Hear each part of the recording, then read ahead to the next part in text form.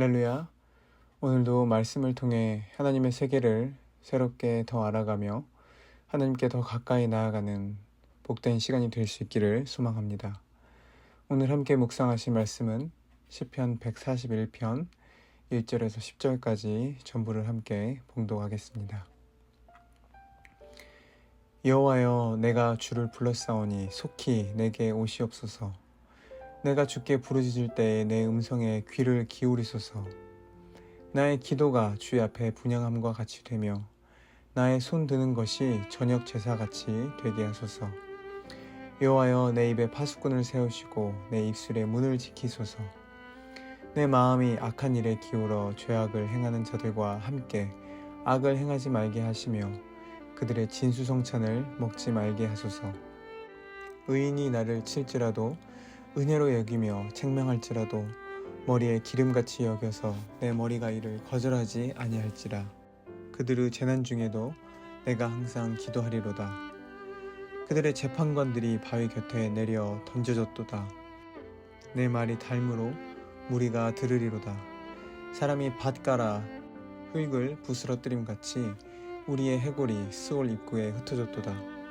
주 여호와여, 내 눈이 주께 향하며 내가 주께 피하오니 내 영혼을 빈궁한 대로 버려두지 마옵소서. 나를 지키사 그들이 나를 잡으려고 놓은 올무와 악을 행하는 자들의 함정에서 벗어나게 하옵소서. 악인은 자기 그물에 걸리게 하시고 나만은 온전히 면하게 하소서. 아멘. 오늘 함께 묵상하신 시편은 시인이 유혹에서 지켜주시기를 하나님께 간구하는 기도로 이해할 수 있을 것입니다. 3절에서 여호와여, 내 입에 파수꾼을 세우시고 내 입술의 문을 지켜달라고 기도하며 4절에서도 자신의 마음이 악한 일에 기울어 죄악을 향하는 자들과 함께 악을 행하지 않게 해주시기를 간구하고 있습니다. 더불어 그들의 진수성찬을 먹지 말게 해주시기를 간구합니다. 아마도 시인은 그러한 악인들과 함께 했던 경험이 있었는지 5절에서는 의인이 자신을 칠지라도 은혜로 여기며 책망할지라도 머리에 기름같이 여기며 그것을 거절하지 않겠다고 고백하고 있습니다. 그리고 악한 통치자들이 절벽 아래로 떨어지기를 기도하며 그때에야 자신의 선택이 옳았음을 백성들도 깨닫게 되고 자신의 말을 듣게 될 것이라고 선포합니다. 그러나 현실은 7절에서 고백하는 것과 같이 시인과 같은 경건한 무리들이 처한 상황은 밭에 흙이 부서지는 것과 같이 산산조각 나고 있음을 또한 묘사하고 있습니다. 그래서 시인은 여호와 하나님을 그렇게 찾고 있었을 것입니다. 8절에서 주 여호와여, 내 눈이 주께 향하며 내가 주께 피하오니 내 영혼을 빈궁한 대로 버려두지 마옵소서. 나를 지키사 그들이 나를 잡으려고 놓은 올무와 악을 행하는 자들의 함정에서 벗어나게 하옵소서 라고 간청하고 있는 것입니다. 여기서 시인이 고발하고 있는 악인은 어쩌면 특정한 개인일 수도 있겠지만 현대를 살아가는 우리는 순간적인 기쁨으로 진수성찬을 주는 것과 같은 쾌락을 추구하는 세상 풍조를 생각해 볼 수도 있을 것입니다. 순간적 기쁨을 주는 세상 풍조는 세상 어느 곳에서나 우리의 시선을 빼앗기 위해 존재하고 있고 더불어 우리를 참되고 영원한 기쁨의 하나님으로부터 시선을 돌리려는 유혹으로 우리에게 다가오고 있을 것입니다. 그러나 오늘의 시편에서 중요한 특이점은 이러한 유혹에 빠졌던 시인이 자신의 잘못을 인정하는 것은 단 한 절에 그치고 다른 모든 구절은 하나님에게 그 책임을 돌리고 또 악인들을 저주하고 있다는 것입니다. 자신의 잘못을 인정하는 것처럼 보이는 5절에서 의인이 나를 칠지라도 은혜로 여기며 책망할지라도 머리에 기름같이 여겨서 내 머리가 이를 거절하지 아니할지라의 9절 또한 자신이 유혹에 빠진 것에 대한 잘못을 자백하는 것이 아니라 책망을 달게 받겠다는 말로써 그저 자신이 잘못했음을 인정하고 있습니다. 예를 들면 공부 시간에 공부를 하지 않고 열심히 논 자녀가 엄마 잘못했어요. 제가 공부 안 하고 놀았어요. 용서해 주세요.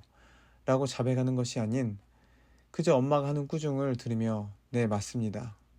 저는 그런 꾸중을 들어 마땅한 놈입니다. 라고 대답하는 것과 같다는 것입니다. 그리고 이 구절 외에는 유혹에 빠졌던 자신의 잘못을 인정하기보다는 모조리 하나님께 그 책임을 묻고 있는 듯이 보입니다. 잘못한 것은 시인 자신인데 심지어 1절부터 대담하게 하나님을 찾아서 불러내듯이 말합니다. 시인이 이렇게 고백하고 있습니다. 여호와여, 내가 주를 불렀사오니 속히 내게 오시옵소서. 내가 주께 부르짖을 때에 내 음성에 귀를 기울이소서 라고 말하며 하나님을 소원하고 있습니다. 유혹에 빠진 것은 시인 자신일 텐데 입에 파수꾼을 세우고 입술의 문을 지켜야 할 의무는 하나님께 있다고 말하고 있습니다. 이러한 과격한 발언은 후반부에서는 조금은 수그러드는 듯 합니다. 8절에서는 주 여호와여, 내 눈이 주께 향하며 내가 주께 피하오니 내 영혼을 빈궁한 대로 버려두지 마옵소서 라고 말하지만 결국 나를 지켜야 할 분은 내 자신이 아닌 하나님이심을 9절에서 다시 고백합니다. 9절에서 이렇게 말합니다. 나를 지키사 그들이 나를 잡으려고 놓은 올무와 악을 행하는 자들의 함정에서 벗어나게 하옵소서. 그리고 마지막으로 악인들을 저주함으로 시편을 마무리합니다. 10절에서 말하기를 악인은 자기 그물에 걸리게 하시고 나만은 온전히 면하게 하소서. 이러한 시인의 고백은 우리가 유혹에 빠져 죄를 범했을 때 회개의 기도를 드리는 그런 기도와는 사뭇 달라 보입니다.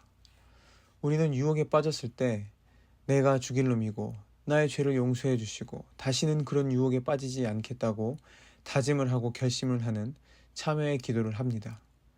그러나 오늘 시편의 시인은 그 모든 책임이 하나님께 있으며 악인은 자기의 그물에 걸려서 멸망하게 해달라는 저주를 퍼붓고 있습니다.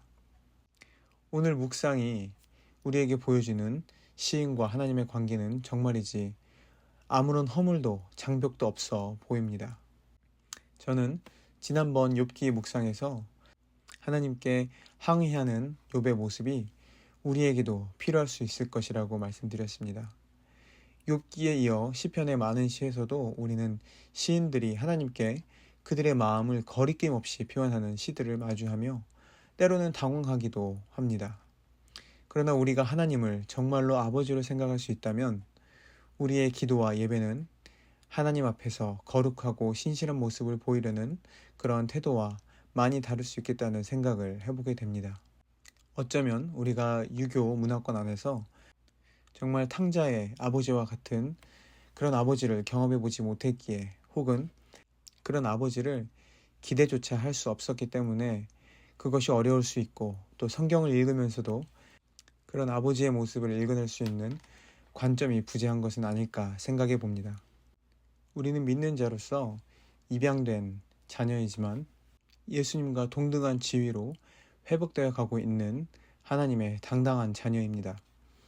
그러므로 우리가 죄로 인해 어려움에 처했을 때 그래서 하나님께서 우리 곁을 떠나신 것 같이 느껴질 때 예수님께서 십자가에서 하나님을 향해 외치셨던 것처럼 왜 나를 버렸냐고 도대체 어디 계신 것이냐고 하나님 아버지를 향해 담대히 외칠 수 있어야 할 것입니다. 어느 목사님께서 한 아이를 입양했습니다. 그런데 그 아들이 학교에서 다리를 다치게 되어 학교에 데리러 가야 하는 상황이었습니다.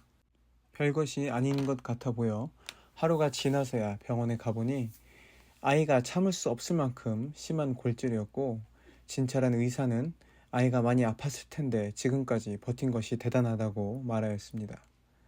그런데 집으로 가는 길에 차 뒷자리에 앉은 그 아들의 입에서 아버지를 향한 그 아이의 말은 죄송하다는 말뿐이었습니다. 그런 아들을 보며 그 목사님은 얼마나 목이 메였을까요? 어쩌면 우리의 모습이 그럴지 모르겠습니다. 우리가 하나님의 마음을 아프게 하는 것은 우리가 어떤 죄를 지어서라기보다는 그 아버지를 향하여 참 아버지로 대하지 못하고 입양의 은혜를 받았기에 그저 죄송하고 감사하다는 말밖에 하지 못하는 입양된 아들로서의 정체성에 매여있지는 않은지 우리는 오늘 시편의 말씀을 통해 진지하게 고민해 볼 수 있어야 할 것입니다. 오늘 시편의 말씀을 묵상하며 아버지에게 함께 이렇게 외칠 수 있기를 바랍니다. 아버지, 어디 계셨습니까? 내가 이렇게 아픈데 왜 이제서야 온 것입니까? 이렇게 하나님을 아버지로 대할 때 우리의 모든 잘못을 다 품어주시고 우리 마음의 모든 상처까지도 품으시는 그 하나님의 무한하고 신비로운 사랑이 우리의 영혼을 치료하고 온전케 하실 것입니다. 함께 기도하겠습니다. 하나님 아버지, 우리의 모든 죄를 다 짊어지시고 십자가에서 아들을 죽게 하신 아버지의 그 사랑을 의지하여 오늘도 담대하게 아버지께 나아가게 하여 주옵소서. 아버지라 부를 수조차 없는 탕자와 같이 처절한 우리의 모습을 보듬으시고 오히려 금가락지 끼워주시는 새 옷으로 입히시고 아들의 자리를 회복시켜 주시는 아버지의 놀라운 사랑으로 말미암아 오늘도 우리가 새롭게 변화되고 주의 사랑을 노래하는 주의 자녀들 되게 하여 주옵소서. 우리를 사랑하시되 당신의 모든 것을 내어주시기까지 사랑하신 예수 그리스도의 이름으로 기도드립니다. 아멘.